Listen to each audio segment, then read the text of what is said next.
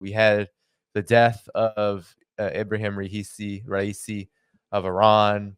That has led to a lot of questions about what's next for the axis of resistance, given that Iran is such a focal point for it.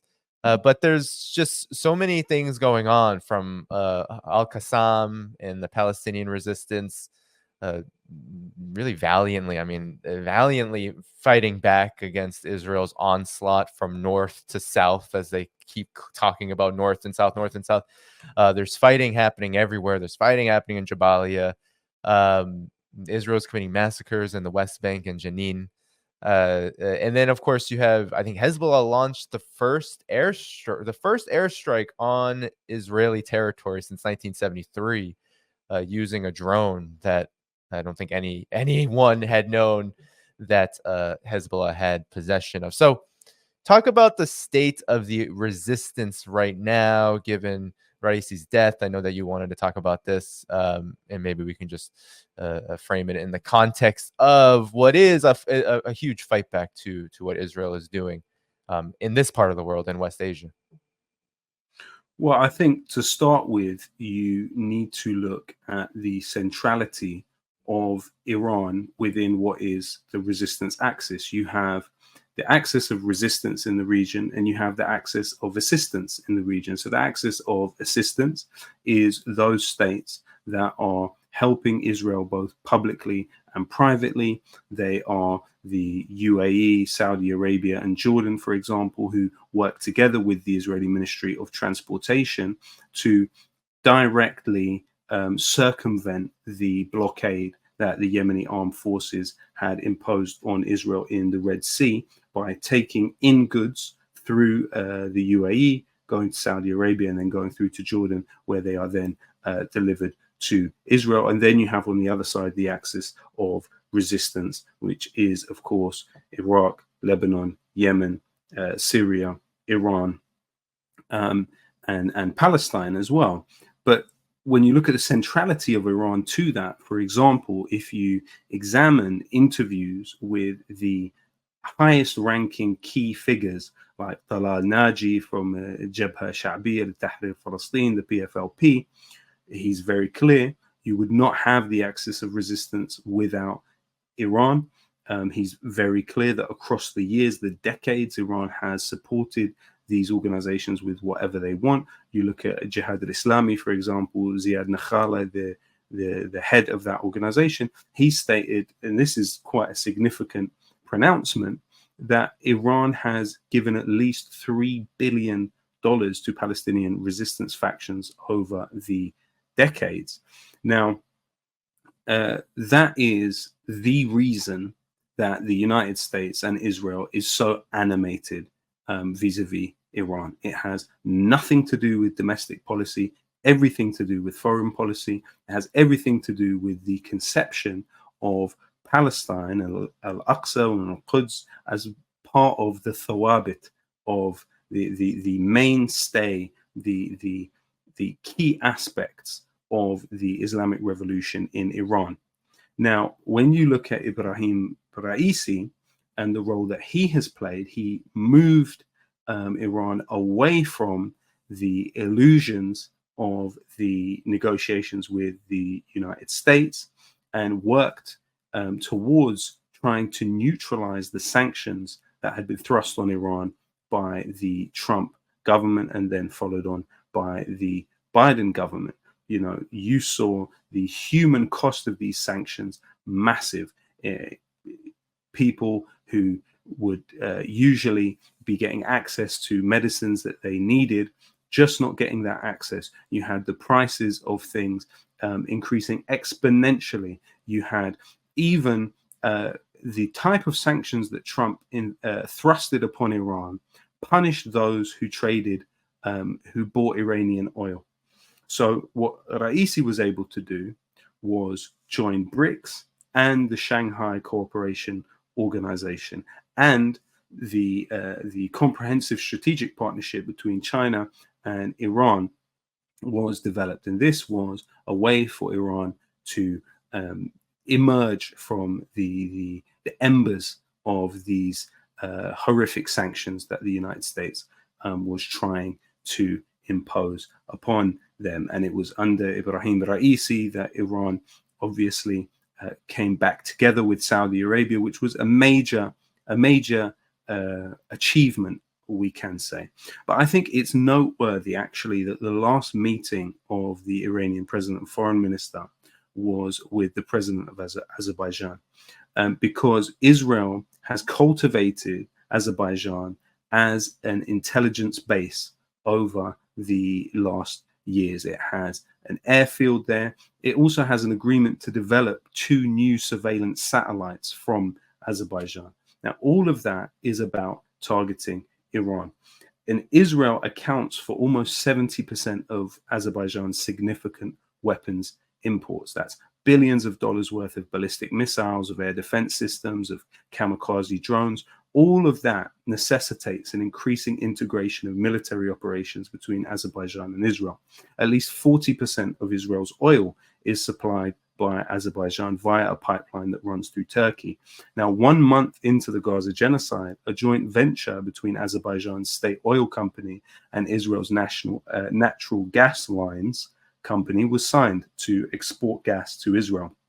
As Israel's #1 customer for arms, Azerbaijan is more deeply embedded as a military system with Israel than anywhere else in the world. So I do think that questions should be asked about what exactly happened with the helicopter. We do know that the 2 other helicopters, there was Ibrahim Raisi's chief of staff gave an interview recently in which he said, yes, there was a lot of mist lower down towards the mountains, but the point when the helicopter that Ibrahim Raisi was in took a fall, it seems, and disappeared, there wasn't any mist right in front of them. This is according to his chief of staff, who was in one of the other helicopters. Now, when we look at the actual helicopter that was being used to transport the president and his delegation, it was a Canadian manufactured Huey Bell 212. Now, the maximum pressure sanctions that were imposed on Iran meant that the country would have far greater difficulty accessing spare parts for the Bell 212 helicopter. So while there would be wear and tear over time, they would not be able to replace those parts, and even general maintenance could not be kept up with for that helicopter. Now, this particular 212 helicopter was actually suspended by Canadian aviation authorities in 2021, along with 3 other types of Bell helicopters, when crash investigators discovered that the helicopter actually carried defective parts.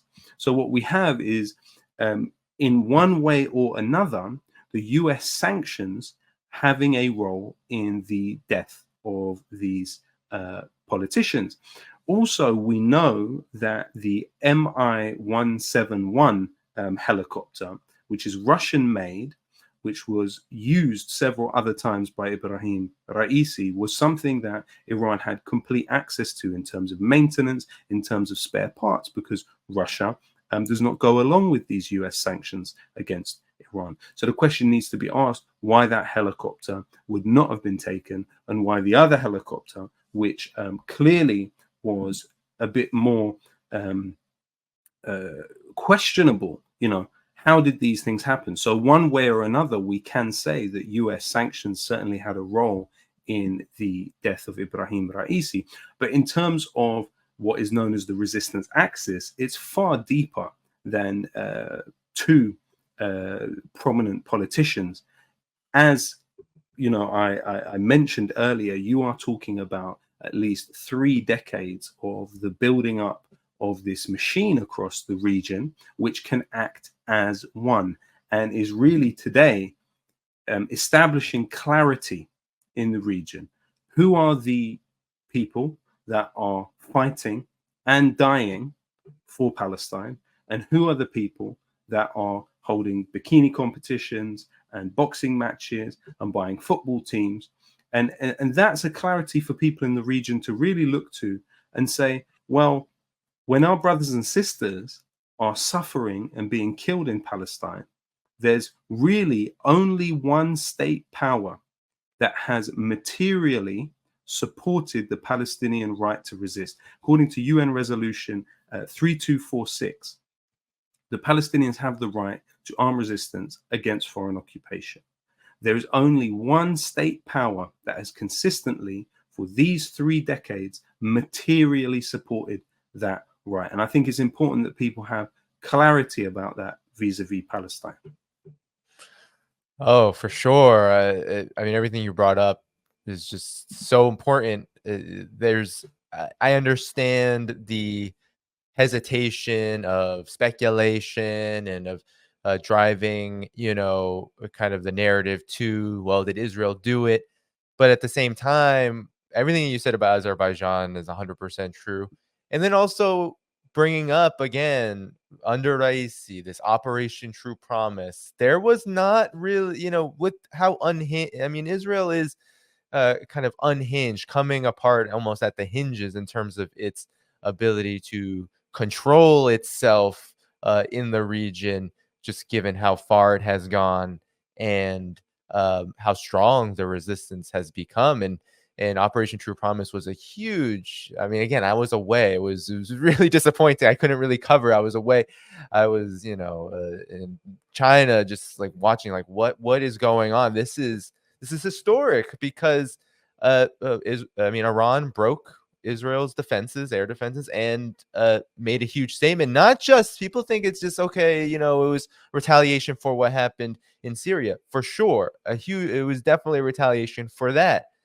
But everything Iran does in preparation for defending itself from Israeli aggression also has Palestine in mind. So it's also a pretty huge message that not just Iran, but the rest of the resistance axis can respond to Israel. And I wanted your comments on, I've been seeing more and more written on a war of attrition by the resistance axis. We often hear Russia fighting a war of attrition with Ukraine, with NATO.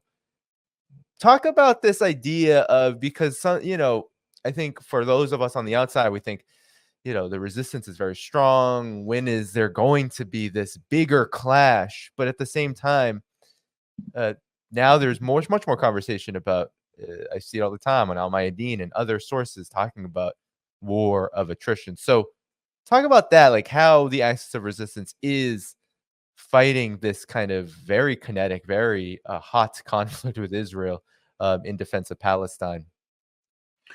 So, Harb Istinzaf is the name in Arabic. Istinzaf, the root of the word in Arabic is nazafa, nazif, which is to bleed. So it's to bleed the enemy over a long period of time. And in the case of, for instance, the Northern Front with southern Lebanon, you have a situation where there's over 150,000 Israelis who are not in their homes. Some of them are in hotels, some of them are in hostels, and they've been there since October because of the fire coming from the Lebanese front. And even you have set up a camp within Israel for displaced, the word in Arabic is nazahin, internally displaced people. These are quite unprecedented events. And I think it speaks to that side of the question. You also need to look at Israel's need to bring in Ecuadorian workers, to bring in Indian laborers, to fill in the gap within the traditional economy that has been left by reserves who have been called up to fight in the Israeli military. You also have a situation where Israel has relied partly on mercenaries from other countries. So you have, for instance, Forward Observations Group, which is a US mercenary organization that was fighting in Ukraine with the Azov battalion that now is fighting in Gaza with the Israeli military.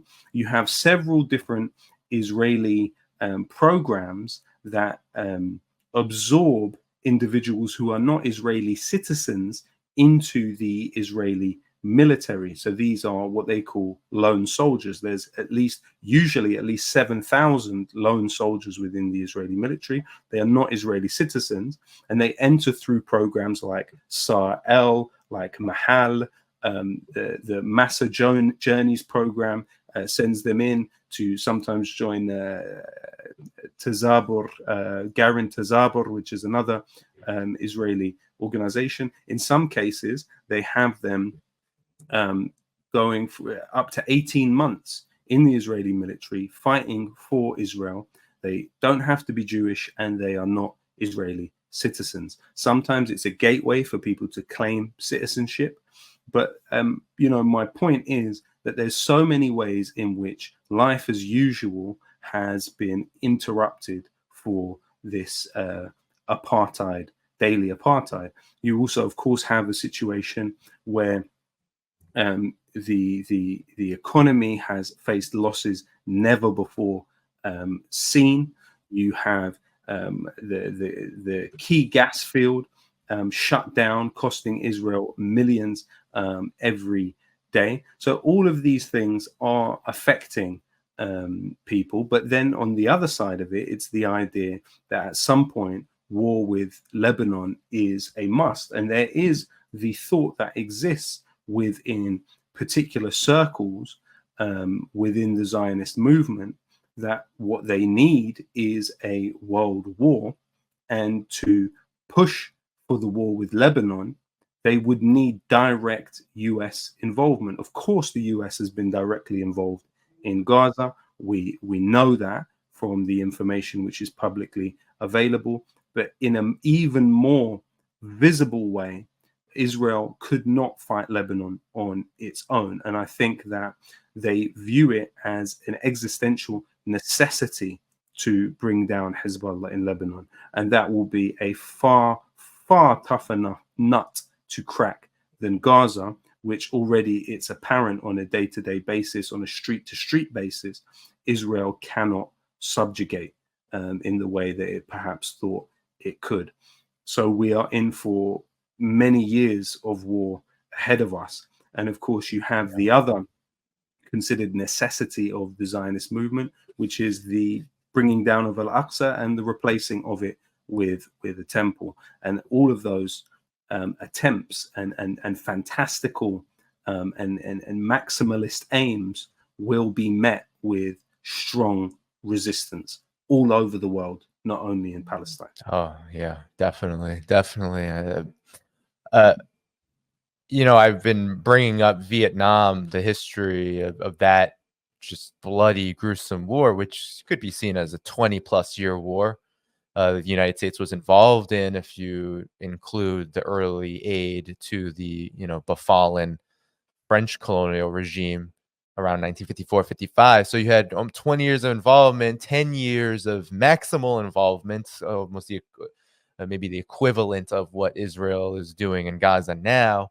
That's 10 years. And the reason why it was 10 years is because Vietnam's resistance was too strong to defeat, and the United States had absolutely no ability to do so. They thought they could napalm the entire area. They could poison the entire area, the entire country. None of that actually served to be helpful. And I've been in the Cu Chi tunnels in Vietnam, and when I was in there, I was like, wow, this is the Palestinian resistance. They're doing the same. They're doing a very similar thing. It's incredible. But as you said, this is going to last for a really, really long time, because it was almost like this explosion from something that's been, ready to ignite for many years. How do you see this going forward, like this relationship between this like ongoing resistance and Israel's, of course, intransigence, not pulling back, actually continuing to just move up and down the Gaza Strip, in this just genocidal campaign? I think one thing which is particularly noteworthy when you compare the conditions of Vietnam to the conditions of Gaza is when you look at the gap between the technological prowess of the United States at that time and the Vietnamese resistance. It was wide, but it wasn't as wide as we're talking about now. Israel has been able to focus so much resource and energy on developing the technological means to kill people in all manner of sophisticated ways.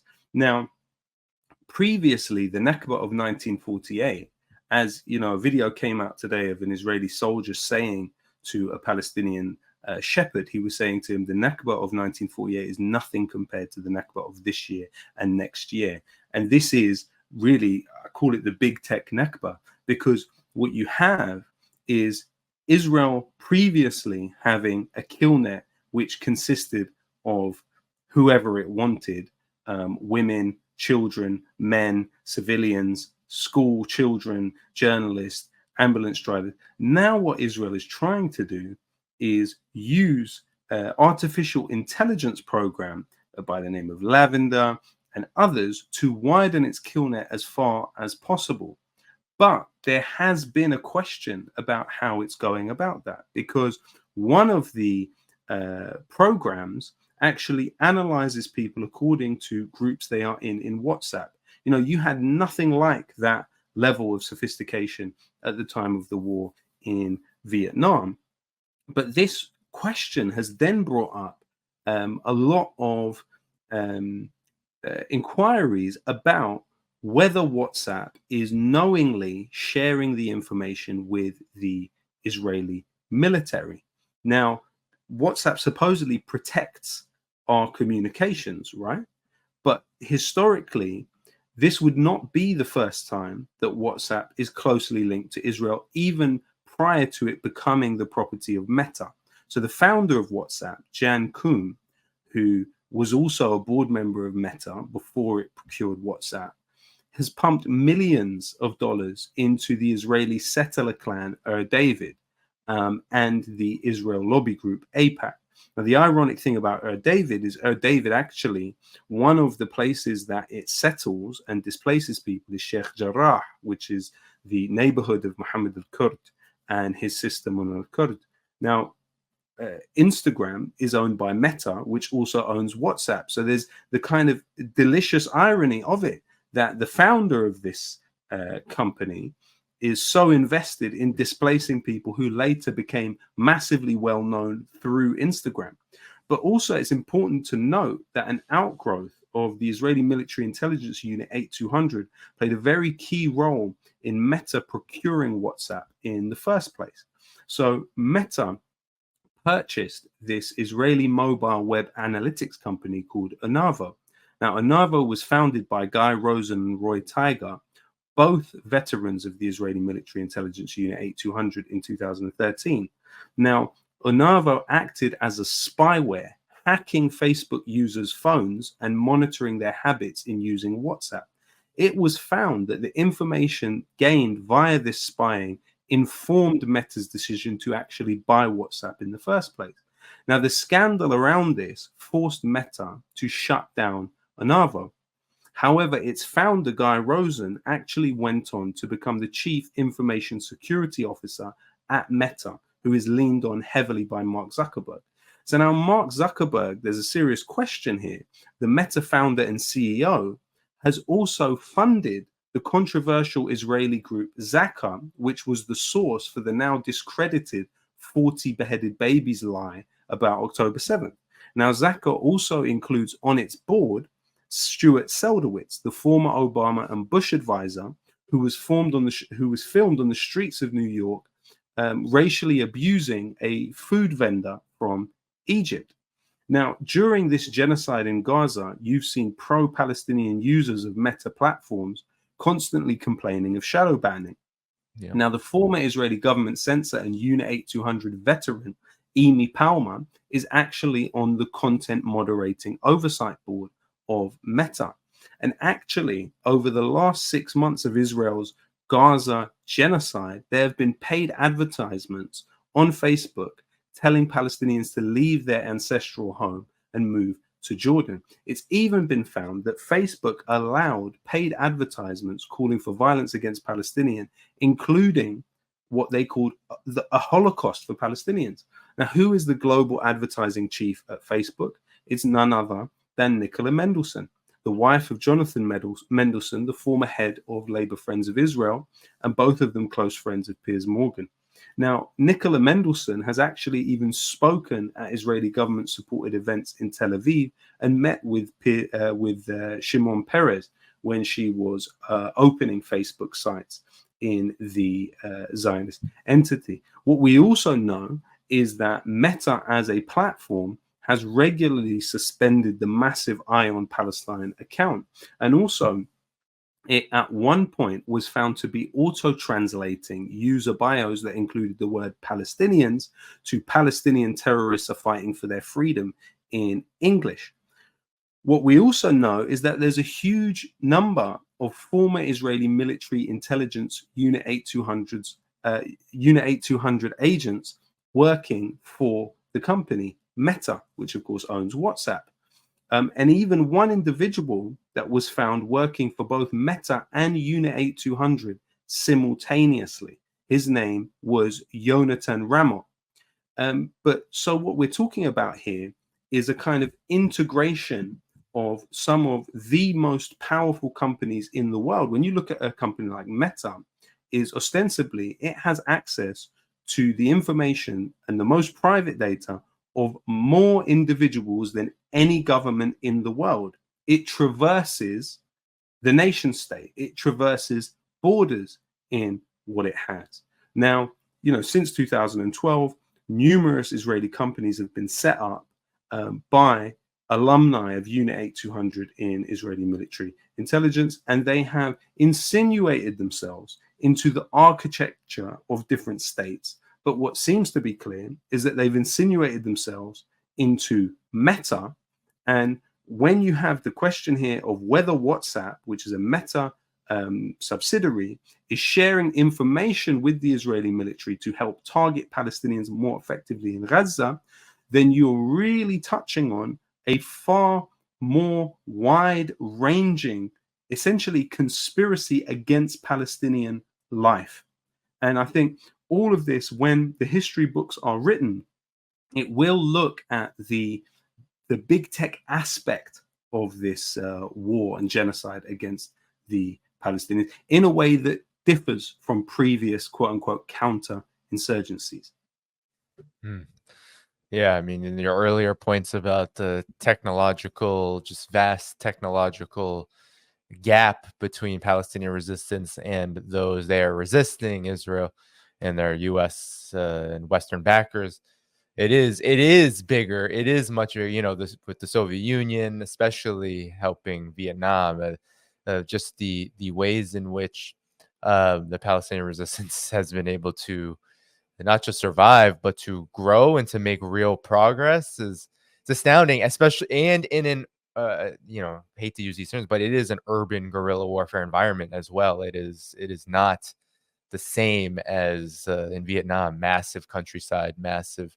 It's why the U.S. had to bomb or tried to bomb all the trees down because they thought that would expose the guerrilla forces.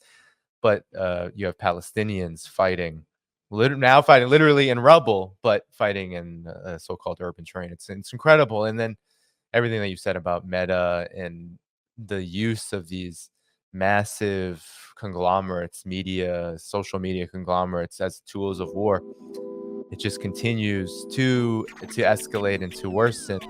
Thank you for tuning in to my latest video. I appreciate all of your support. This channel, however, needs your help. I am seeking to make this channel more sustainable in the long term and upgrade necessary equipment to ensure that this work continues onward and makes progress to give you all of the geopolitical analysis that you all deserve. For that reason, I'm asking you to become a member of my Patreon community at patreon.com/DannyDhaiphong. You can find that link in the video description or in the pinned comment below. For whatever amount you choose to give, just know you are supporting independent media that you can't find anywhere else. Thank you so much, and I look forward to the next video.